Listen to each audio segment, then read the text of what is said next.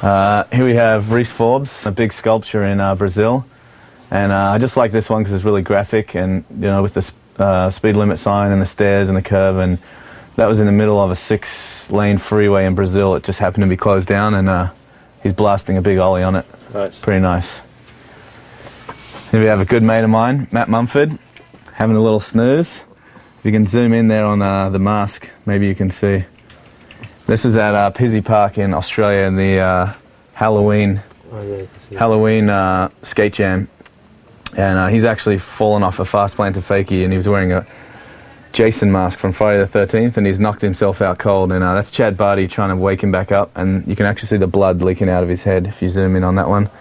And if you also have a look at his back foot, yeah, that'll sort of assure that he's KO. But like Mumford, he's a tough bastard, and he came to about 2 minutes later. But it was pretty scary there for a second because the blood was already leaking out of his head, and there were about 300 or 400 people there, and everyone thought they were witnessing his end. As we like to say, he Mumforded himself because he's done that a few times now. Oh, look at this little boy. Yeah. Look at this little boy here. This is the infamous, or he wishes, Alex Olson.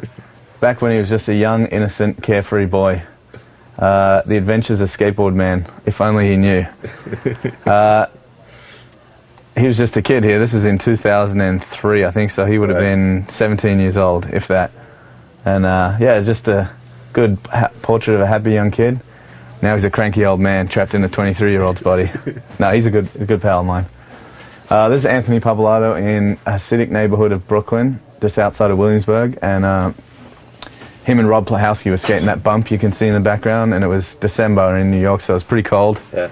And just a little moment in between tricks while they're warming up, and just, slice of life. And you got the Hasidim, I believe they're called, the Jewish Orthodox guy on his way to the synagogue, or on his way back from the synagogue. Anthony on his way from the spot. So walking in opposite directions, but just a little moment on the street.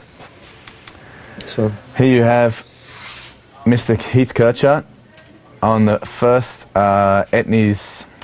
first America wild ride back in 2004, I believe. And he's just, like anything, putting all his juice into it. He'd been riding all day. He rode the whole trip across the country. And this is just one of those moments from that trip. So this is the first wild ride that they did back in 2004.